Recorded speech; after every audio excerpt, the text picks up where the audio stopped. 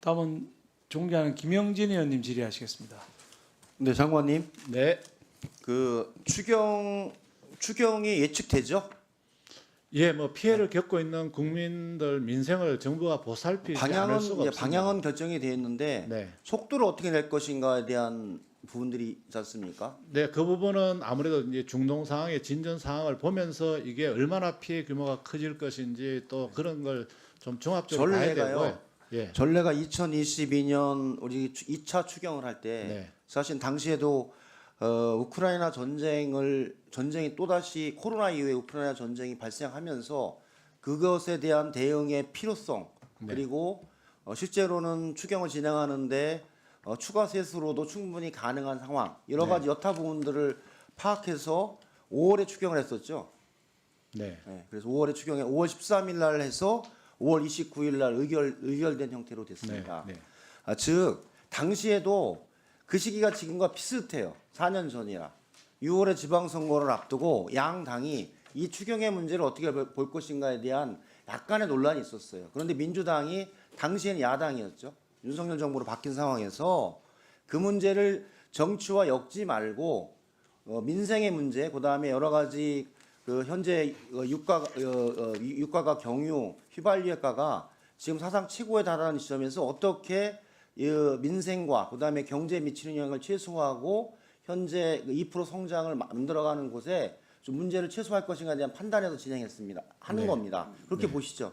예, 뭐 저희들 민생을 바라보고 하는 거죠. 다른 고려는 없습니다. 네. 그래서 저는 당시에도 저도 그 이 문제에 관해서 당내에서 논의를 할 때 너무 정치적인 문제로 이 문제를 논쟁을 하게 되면 사실은 민생을 우리들이 민생을 저버리고 정치화하는 것에 대해서 국민들의 심판을 받을 것이다. 그래서 이 문제는 정치와 분리해서 민생의 원칙하에서 조속히 통과하는 게 필요하다는 논지를 가졌고 그것을 제가 보기엔 민주당에서 같이 해서 진행했던 생각이 납니다. 그래서 저는 그것이 예측이 된다면 지금 중동 전쟁에 의한 민생의 어려움들이 어느 부분인지 좀 더 깊이 준비를 해서 3월 말이면 대략 세수 관련한 사안들이 나올 거 아닙니까?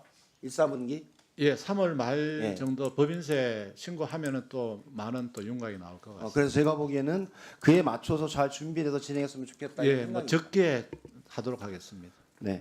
그리고 하나 더는 저는 현재 이제 이 중동 사태가 실물 경제에 영향을 미쳐서 올해 우리나라 경제 성장을 약 2% 내외로 현재 예측을 했는데 부총리께서는 어떤 정도의 영향이 미칠 것으로 현재 분석하고 계십니까?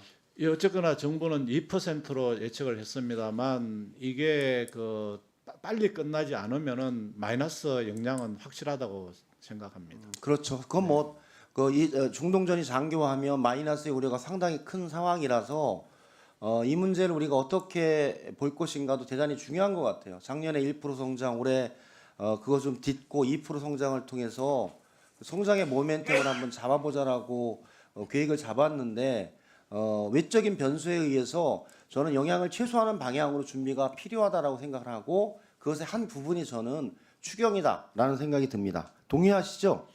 예, 의원님 말씀처럼 뭐 저희들은 뭐 성장보다는 이 민생의 어려움을 덜어주고 뭐 그런 부분이 또 부차적으로 또 그런 어떤 성장 부분에 기여한다면은 뭐 더 좋은 상황 아니냐 이렇게 보고 있습니다. 네.